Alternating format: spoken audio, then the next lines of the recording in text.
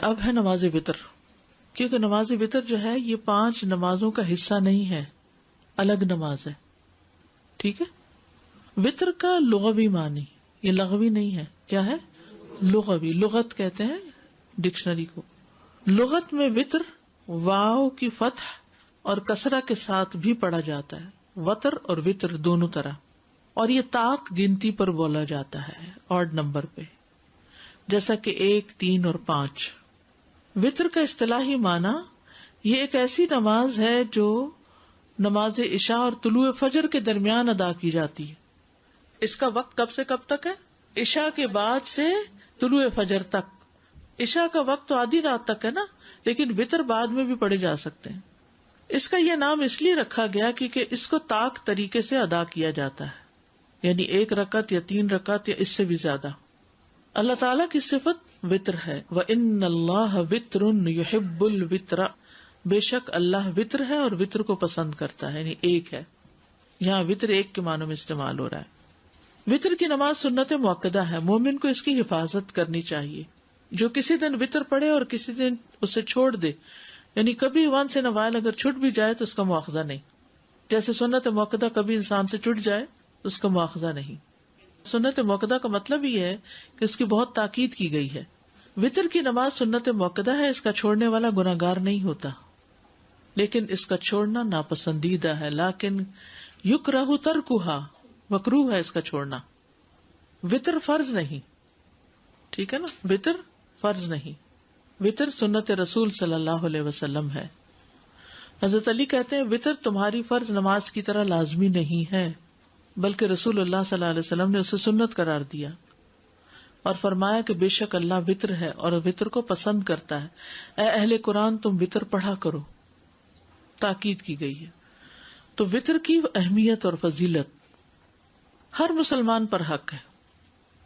ابو ایوب انصاری رضی اللہ عنہ سے مروی ہے، کہتے ہیں کہ رسول اللہ صلی اللہ علیہ وسلم نے فرمایا وتر پڑھنا ہر مسلمان پر حق ہے.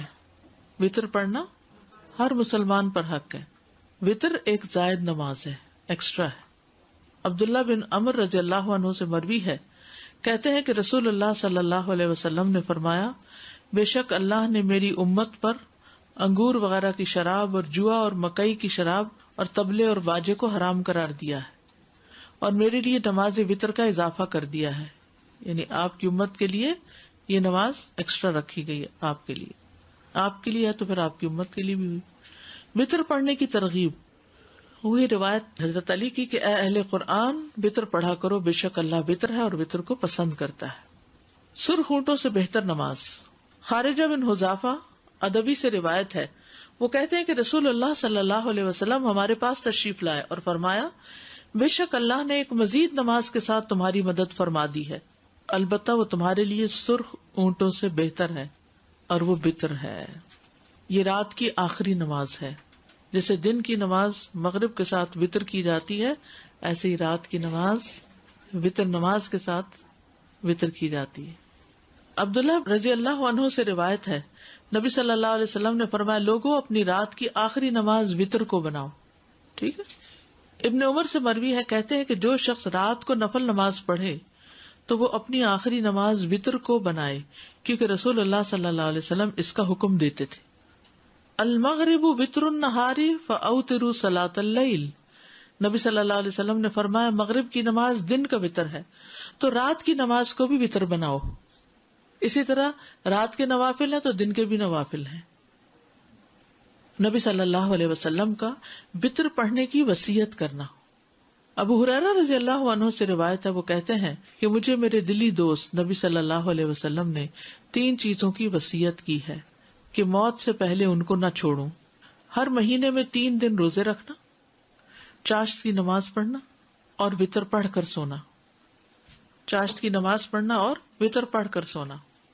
گھر والوں کو وتر کے لیے جگانا.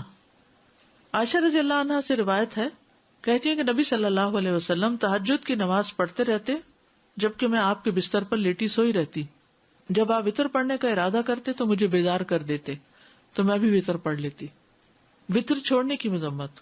امام احمد کہتے ہیں جو شخص وتر چھوڑ دے وہ برا انسان ہے، اس کی گواہی قبول نہیں کی جانی چاہیے.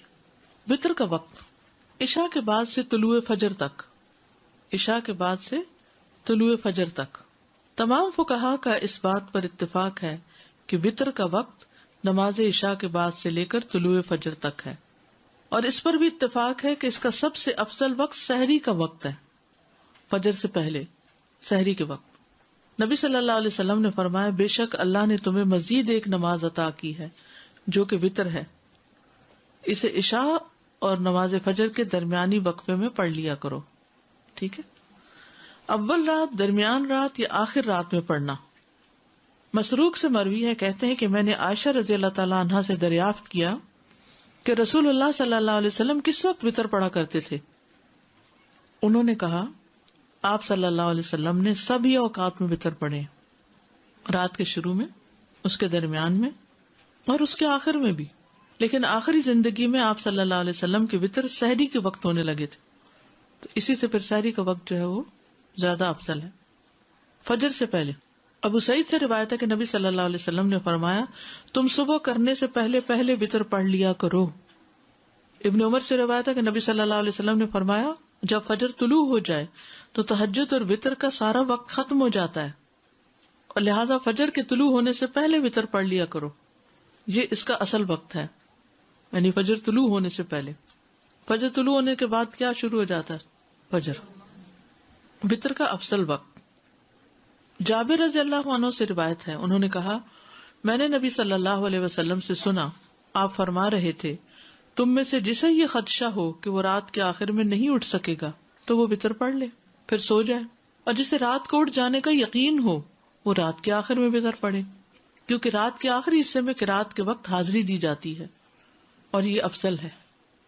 ابو قتادہ سے مروی ہے کہ نبی صلی اللہ علیہ وسلم نے ابو بکر رضی اللہ عنہ سے پوچھا، تم وتر کس وقت پڑھتے ہو؟ انہوں نے کہا، میں وتر رات کے اول حصے میں پڑھتا ہوں۔ اور عمر رضی اللہ عنہ سے پوچھا کہ تم وتر کس وقت پڑھتے ہو؟ انہوں نے کہا کہ میں رات کے آخری حصے میں پڑھتا ہوں۔ ٹھیک ہے، ابو بکر کب پڑھتے تھے؟ اول حصے میں، اور عمر آخری حصے میں۔ آپ نے ابو بکر کے متعلق فرمایا، اس نے احتیاط کو اختیار کیا ہے کہ کہیں قضا نہ ہو جائے، پڑھ کے سو۔ اور عمر رضی اللہ عنہ کے بارے میں فرمایا، اس نے عزم اور قوت کو اختیار کیا، عزیمت کی راہ، انہوں نے رخصت کی، انہوں نے عزیمت کی۔ جسے رات سوئے رہنے کا خدشہ ہو وہ سونے سے پہلے وتر پڑھ لے۔ یہ سب سوال آپ لوگ کرتے رہتے ہیں کہ وتر کب پڑھیں، اگر نیند آ گئی تو پھر کیا ہوگا، تو پھر پہلے پڑھ لیں۔ ہر شخص کو اپنا زیادہ پتا ہوتا ہے نا۔ ابو درداء بیان کرتے ہیں، میرے خلیل نے مجھے 3 باتوں کی وصیت فرمائی تھی، میں انہیں کسی صورت نہیں چھوڑتا۔ مجھے وصیت فرمائی کہ ہر مہینے 3 دن کے روزے رکھوں، وتر پڑھ کر سویا کروں، اور دہا کے نفل پڑھوں سفر اور حضر میں۔ آج ہی مجھے کسی نے میسج کیا کہ میں حرم میں بیٹھی ہوں، کیا یہاں سنت پڑھے؟ کیا کہیں گے آپ؟ جی ہاں، یہ کہ وہاں تو گئی عبادت کے لیے، اور وہاں یعنی کہ سفر اور وہ نہیں کنسیڈر کریں گے، بلکہ والرکع السجود، کثرت سے رکوع اور سجدے وہاں کریں گے۔ طہر بیتی للطائفین والعاکفین والرکع السجود۔ تو وہ سجود صرف فرض نماز تھوڑی امام کے پیچھے، اسے تو جتنی نماز آپ پڑھ سکیں، کیونکہ وہاں ایک نماز پڑھنے کا کتنا زیادہ اجر ہے۔ تو جس کو فکر ہو کہ اٹھ نہیں پاؤں گا وہ پڑھ کے سوئے۔ وتر پڑھ کر سونے والا عقل مند ہے۔ سعد بن ابی وقاص رضی اللہ عنہ سے مروی ہے کہ وہ عشاء کی نماز مسجد رسول صلی اللہ علیہ وسلم میں پڑھا کرتے تھے، پھر ایک ہی وتر پڑھا کرتے تھے، اس سے زیادہ وتر کی رکعت ادا نہیں کرتے تھے۔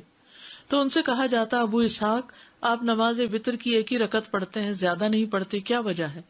وہ کہتے، جی ہاں، میں نے رسول اللہ صلی اللہ علیہ وسلم کو فرماتے ہوئے سنا، عقل مند وہ ہے جو سونے سے پہلے وتر ادا کر لیتا ہے۔ وتر کا آخری وقت، ابن باز کہتے ہیں وتر کا آخری وقت فجر کے طلوع ہونے سے پہلے رات کا آخری وقت ہے، اور فجر کی اذان کے شروع ہوتے ہی ختم ہو جاتا ہے۔ جب مؤذن اپنی اذان میں صبح کے وقت کو خوب تلاش کر رہا ہوتا ہے، اس وقت وتر کا وقت ختم ہو جاتا ہے۔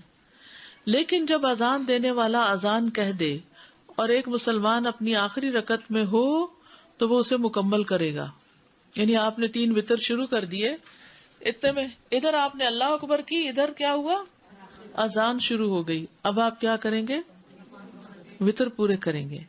تو کہتے ہیں کہ جب مسلمان اپنی آخری رکعت میں ہو تو اسے مکمل کرے گا، کیونکہ صرف اذان سننے سے طلوع فجر